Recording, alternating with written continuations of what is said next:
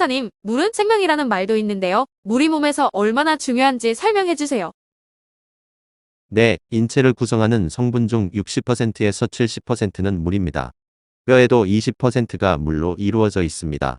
물이 부족하게 되면 혈액 점도가 올라가게 되어 혈압 상승의 원인이 되기도 합니다. 세포들이 수분이 부족하게 되면 갈증을 유발시킵니다. 이때 갈증 유발이 안 되는 사람은 뇌가 포기한 상태로 몸은 항상 물 부족 비상 상태로 놓이게 됩니다.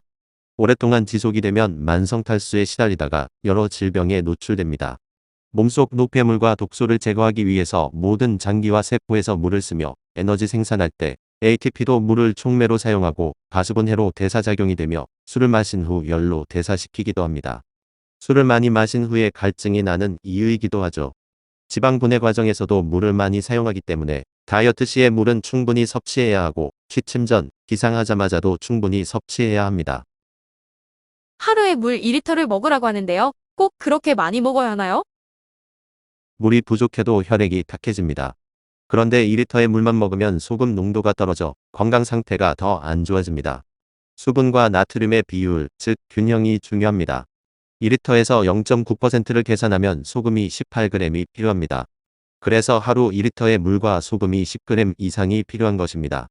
병원에서 맞는 링겔리 0.9%의 소금물이라는 것과 링겔만 맞아도 병이 회복되는 경우가 많다는 것은 너무나 잘 알려진 사실이죠. 미네랄은 다른 영양소보다 흡수율이 낮습니다.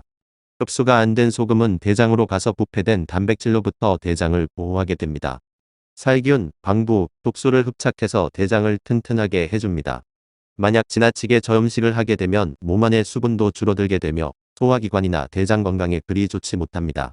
자본주의에 물들여진 요즘 세상은 잘못된 지식으로 최소한의 햇빛도 피하고 저염식만을 강조하다 보니 기본틀이 약해진 상태에서 이름만 다른 수많은 질병을 얻는 경우가 많게 되며 결국 병원 신세를 지게 됩니다. 신장은 수분 조절, 노폐물 배설, 산과 알칼리 평형을 유지시켜주고 삼투압 농도도 조절해주며 나트륨과 혈압을 조절해주며 칼슘 흡수와 조혈 작용을 해줍니다. 사구체의 여과량은 하루 180리터이며 실배뇨량은 하루 1.5리터 정도이고 재흡수는 124리터 정도가 됩니다. 역과압력은 모세혈관이 60mHz, 신장 내압은 45mHz로 차이가 15mHz가 나게 됩니다. 여기에서 만약 저혈압으로 60mHz 이하로 떨어지게 되면 요생성이 잘 안 되게 됩니다. 신장에서 너무나 소중한 영양 성분을 재흡수하게 되는데요. 이때 포도당과 아미노산은 100%, 나트륨은 99.5%, 물은 99%를 재흡수합니다. 물의 재흡수를 통제하는 곳이 두 곳에서 이루어지는데 하나는 뇌에서 나오는 항인 호르몬이고 또 하나는 부신피질에서 알도스테론에 의해서입니다. 삼투압 조절은 혈관이나 세포에 들어있는 물이 옮겨지기 위해 물의 방향과 양을 조절하는 나트륨의 농도에 의해 결정됩니다. 짜게 먹으면 고혈압이 된다는 단순 논리가 최근에는 많이 바뀌고 있기도 하죠. 우리 몸은 소금의 중요성을 너무나 잘 알기에 필요한 만큼 재흡수를 하거나 많으면 배출하는 기전이 있습니다. 하지만 땀과 대소변으로 많이 배출되는 만큼 보충도 충실히 해줘야 합니다. 예를 들어 저녁에 라면 먹고 자면 아침에 퉁퉁 붓게 되죠. 나트륨을 과다 섭취하면 혈장의 삼투질 농도가 상승하게 됩니다. 이는 나트륨이 물을 끌어당기기 때문입니다. 혈장의 삼투질 농도가 상승하면 수분 섭취 증가로 혈액량이 증가하여 혈압이 일시적으로 상승하게 되고 몸이 붓게 되는 원리입니다.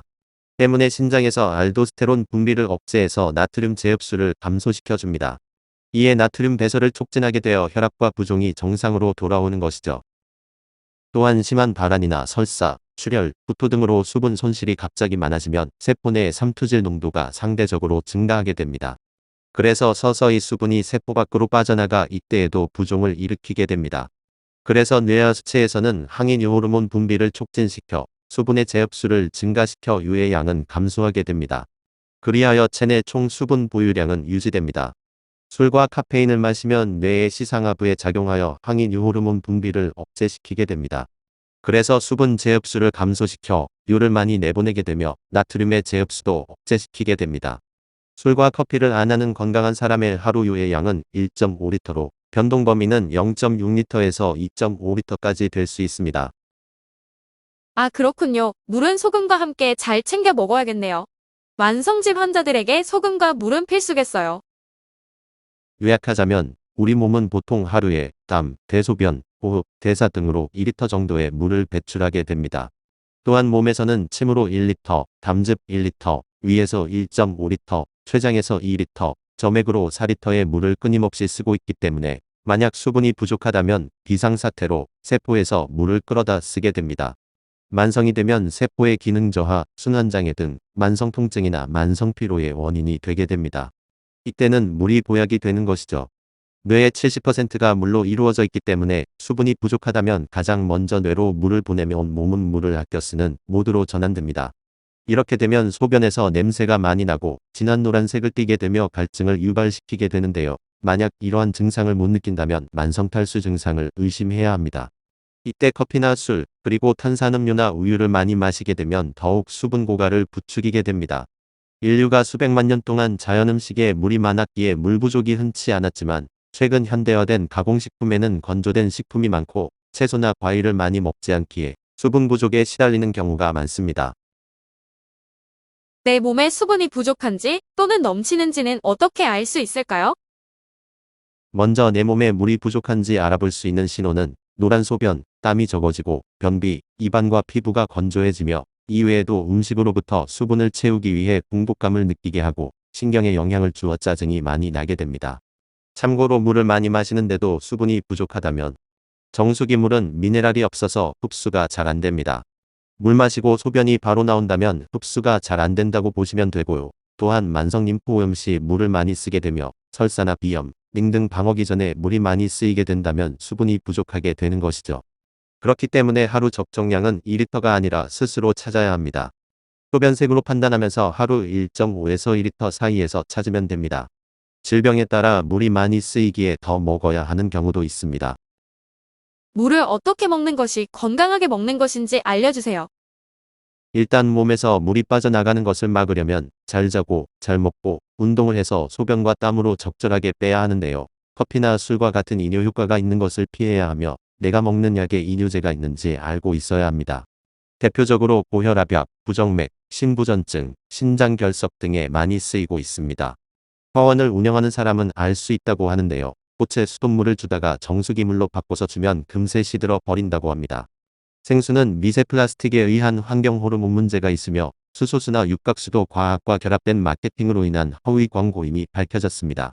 제 경우에는 수돗물에 보리차를 끓여 먹거나 정수기물을 마실 때에는 죽염을 함께 먹었습니다.